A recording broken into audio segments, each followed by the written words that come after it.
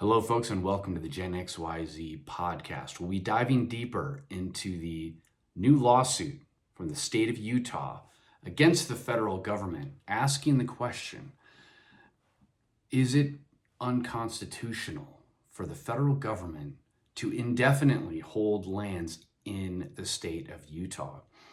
If you're not tracking, you can check out the link in the description. Go to standforourlands.utah.gov and check it out.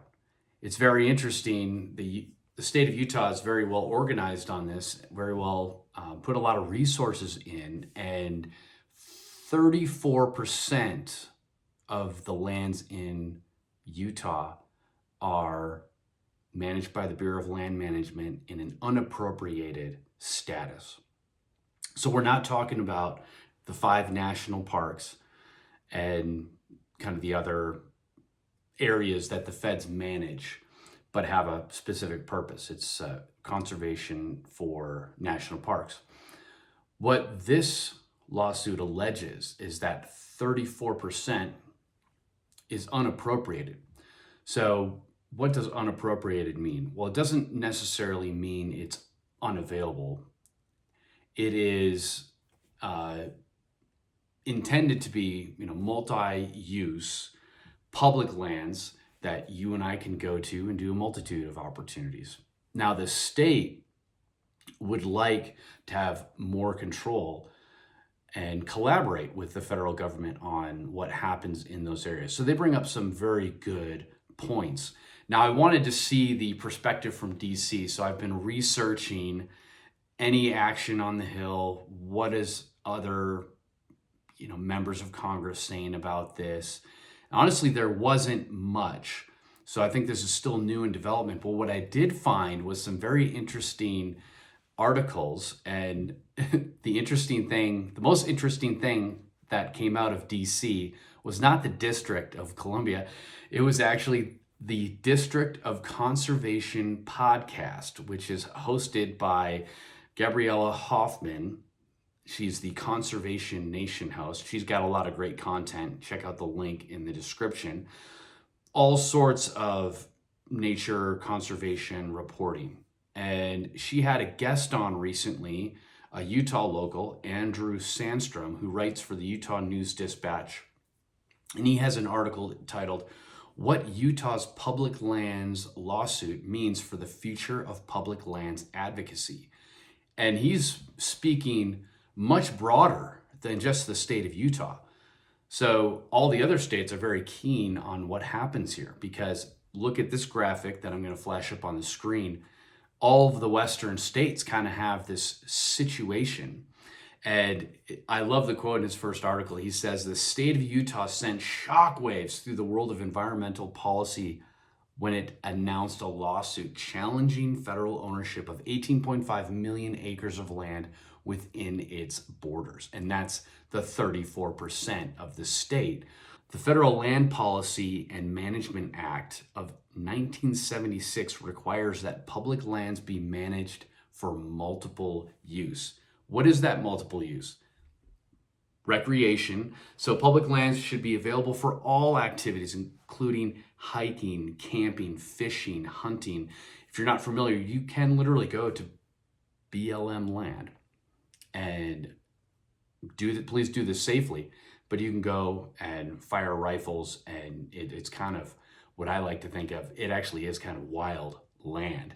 Now, there's also conservation. Public lands should be managed to address climate change and preserve the land for future generations. That's very important. We want to keep these wild places wild and well preserved and available for future generations. So we have to be smart about it, because we want future generations to be able to camp, hike. We want them to be able to hunt. We want them to be able to fish. But that's all by the federal government. And how much the state is involved, well, judging from this lawsuit, it is obviously something that the state of Utah alleges, hey, we want to have more collaboration in there. Now let's go a little bit deeper into the multi-use management. There's some other options too. So there is multiple competing factions within the environmental group. I know, surprise, shocking. And I wanted to introduce some new terms. So there is multiple use BLM land, and then there's also the concept of conservation. And this is very important because conservation is generally associated with the protection of natural resources, while preservation is associated with the protection of landscapes. And really, to put it simply, conservation seeks the proper use of nature, while preservation seeks protection of nature from use, period. So it's really, you can think of it like the preservation is really the more nuclear option.